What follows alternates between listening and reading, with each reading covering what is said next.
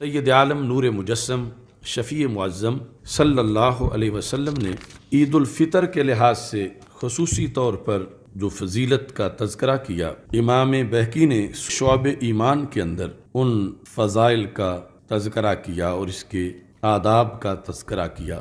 345 صفحے پر، 343 پر، دیگر جو مختلف کتابیں ہیں ان میں بھی ان فضائل کا ذکر کیا گیا۔ مشکات شریف میں، الترغیب و ترہیب میں، تو نبی اکرم نور مجسم شفیع معظم صلی اللہ علیہ وسلم نے ارشاد فرمایا کہ فَإِذَا كَانَتْ لَيْلَةُ الْفِطْر، جب شب فطر ہوتی ہے، ہمارے عرف میں شب قدر، شب برات تو متعارف ہے، لیکن شب فطر متعارف نہیں۔ نبی اکرم صلی اللہ علیہ وسلم نے یہ ارشاد فرمایا فَإِذَا كَانَتْ لَيْلَةُ الْفِطْر، جب شب فطر آتی ہے، سمیت تلک اللیلۃ لیلۃ الجائزہ، اس رات کو شب انعامات کہا جاتا ہے۔ تو یہ رات جو ہے لیلۃ الجائزہ ہے۔ فَإِذَا كَانَتْ غَدَاةُ الْفِطْر، پھر اس کے بعد جب صبح آ جاتی ہے فطر کی، یبعث اللہ الملائکۃ فی کل بلاد، تو رب ذوالجلال تمام روئے زمین پر جہاں بھی مسلمان رہتے ہیں فرشتوں کو بھیجتا ہے۔ فَيَحْبِطُونَ إِلَى الْأَرْضِ، تو وہ زمین کی طرف آتے ہیں۔ یعنی ایک تو اللہ کا نظام ہے روزانہ فرشتوں کی آمد، جو نماز عصر اور نماز فجر میں شفٹ تبدیل ہوتی ہے، تو یہ فرشتے اس کے علاوہ ہیں، اللہ تعالیٰ ان کو بھیجتا ہے۔ فَيَقُومُونَ عَلَىٰ أَفْوَاهِ السِّكَكِ، جو گلیوں کے چوک ہیں ان میں یہ کھڑے ہو جاتے ہیں۔ افواہ کا لغوی معنی ہے منہ، تو یعنی جو مین وہاں پر داخلہ انٹرنس ہے جس جگہ پہ، وہاں چوکوں کے اندر فرشتے آ کے کھڑے ہو جاتے ہیں۔ فَيُنَادُونَ بِصَوْتٍ يَسْمَعُ مَنْ خَلَقَ اللَّهُ عَزَّ وَجَلَّ، يُنَادُونَ، آواز دیتے ہیں وہ، اور اللہ نے جس کو بھی پیدا کیا ہے ہر مخلوق وہ آواز سنتی ہے۔ اِلَّا الْجِنَّ وَالْإِنسَ، جن اور انسان وہ آواز نہیں سنتے۔ عید کے دن چوکوں میں فرشتے آواز دیتے ہیں۔ فَيَقُولُونَ يَا أُمَّةَ محمد صلی اللہ علیہ وسلم اخرجوا إِلَىٰ رَبٍّ کریم، کہ امت محمد صلی اللہ علیہ وسلم اپنے کریم رب کی طرف نکلو۔ اس دن وہاں اس قدر اللہ کی انوار و تجلیات ہیں کہ یہ لفظ بولے جا رہے ہیں اخرجوا الی رب کریم، اپنے رب کی طرف نکلو۔ حالانکہ خالق کائنات جل جلالہ کسی مکان میں محدود ہو ہی نہیں سکتا، چونکہ اس کی شان ہی نہیں مکان میں ہونا، مکان میں جسم ہوتا ہے۔ تو یہ مطلب ہے کہ اللہ کی انوار و تجلیات اور نوازشات جس جگہ پہ ہیں اس جگہ کی طرف تم نکلو۔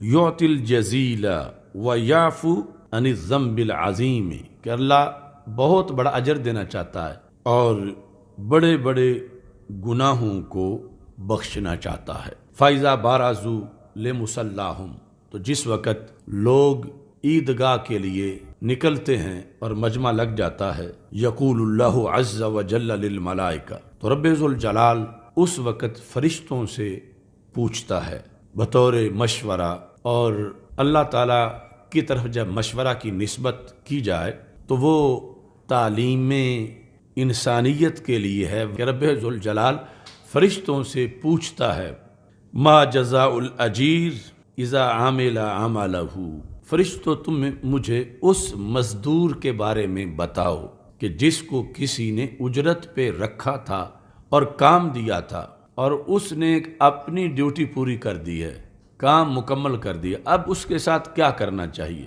فَتَقُولُ الْمَلَائِكَةُ، تو فرشتے جواب دیتے ہیں الہنا و سیدنا، اے ہمارے الہ اور اے ہمارے سردار سید، جزاؤہ ان توفیاہ اجرہ، جزا ایسے لوگوں کی یہ ہے کہ جب وہ اپنا عمل مکمل کر چکے ہیں تو تم ان کی اجرت پوری کر دو۔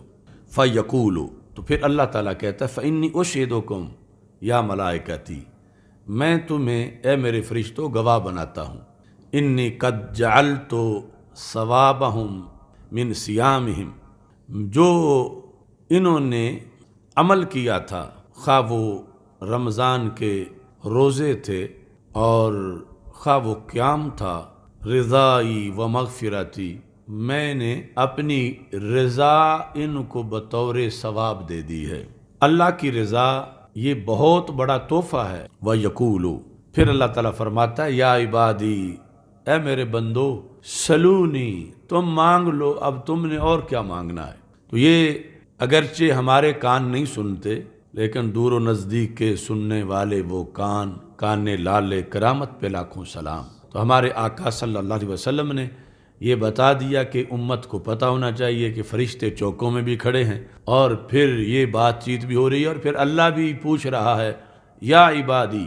حالانکہ اگر دیکھا جائے تو یا عبادی ہی عید کے دن کا سب سے بڑا انعام ہے، کہ ایک تو یہ ہے کہ ہم کہیں کہ اے اللہ ہم تیرے بندے ہیں، ایک یہ ہے کہ وہ کہے کہ یہ میرے بندے ہیں۔ تو اللہ تعالیٰ فرماتا ہے یا عبادی، اے میرے بندو، سلونی، مجھ سے مانگو، فَوَعِزَّتِي وَجَلَالِي، مجھے میری عزت کی قسم اور مجھے میرے جلال کی قسم، لا تسألونی اليوم شیئا فی جمعکم لآخرتکم الا اعطیتکم ولا لدنیاکم الا نظرت لکم۔ فرمایا آج اس اجتماع میں تم جو بھی مانگو گے، اب آگے اس کی دو قسمیں ہیں، ایک یہ کہ تم آخرت کے لیے مانگو، جو بھی تم آخرت کے لیے مانگو گے الا اعطیتکم، وہ میں عطا کر دوں گا، ولا لدنیاکم الا نظرت لکم، اور جو بھی تم آج دنیا کے لحاظ سے مانگو گے،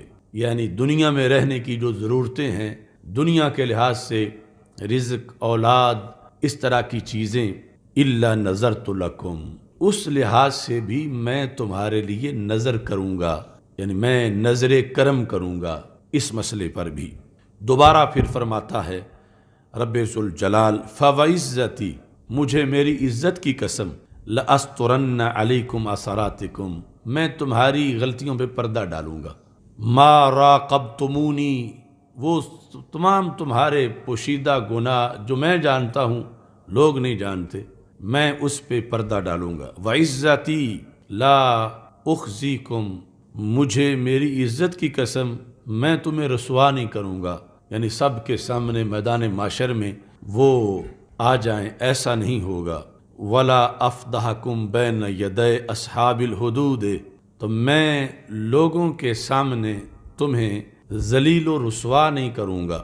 انصرفوا مغفورا لکم، اب تم گھروں میں چلے جاؤ، یعنی عید تم نے پڑھ لی ہے تو یہ واپسی جانے کا بھی حکم اللہ کی طرف سے بہت اطمینان بخش ہے کہ خالق کائنات جل جلالہ نے واضح کر دیا کہ تمہارا مقصد پورا ہو گیا ہے، اور اب میں خوش ہوں کہ تم چلے جاؤ، تم نے حق ادا کر دیا ہے۔ مغفور لکم، کس حالت میں چلے جاؤ؟ اس حالت میں کہ تم بخشے گئے ہو، یعنی یہ خبر سن کے آئے تھے تم تو اس وقت اور صورتحال تھی، گناہوں کی گٹھڑیاں، مختلف قسم کے مسائل، مختلف قسم کی حاجات، اور یہ تشویش کہ پتہ نہیں کیا بنتا ہے، اس طرح کی کیفیت تھی، اور اب میں نے تمہیں نواز دیا ہے۔ قد ارضیتمونی ورضیت عنکم، تم نے مجھے راضی کر دیا ہے، میں تجھ سے راضی ہو گیا ہوں۔ ارضیتمونی، تم نے مجھے راضی کیا ہے اور میں راضی ہو گیا ہوں۔ تو جس وقت رب ذوالجلال یہ ساری گفتگو کرتا ہے، فتفرح الملائکہ، تو فرشتے خوش ہو جاتے ہیں، چونکہ انسانوں کو تو سنائی نہیں دے رہی، فرشتوں کو سنائی دے رہی ہے۔ وَيَسْتَبْشِرُونَ بِمَا يُعْتِي اللَّهُ عَزَّ وَجَلَّ هَذِهِ الْأُمَّةِ إِذَا أَفْطَرُوا مِنْ شَهْرِ رمضان، یہ ایک دوسرے کو پھر مبارکباد دیتے ہیں، فرشتے ایک دوسرے کو خوشخبری سناتے ہیں کہ دیکھو رب ذوالجلال نے اس امت کو کتنا نوازا ہے، اور خالق کائنات جل جلالہ نے کس قدر اس امت پر اپنا خصوصی فضل فرمایا ہے۔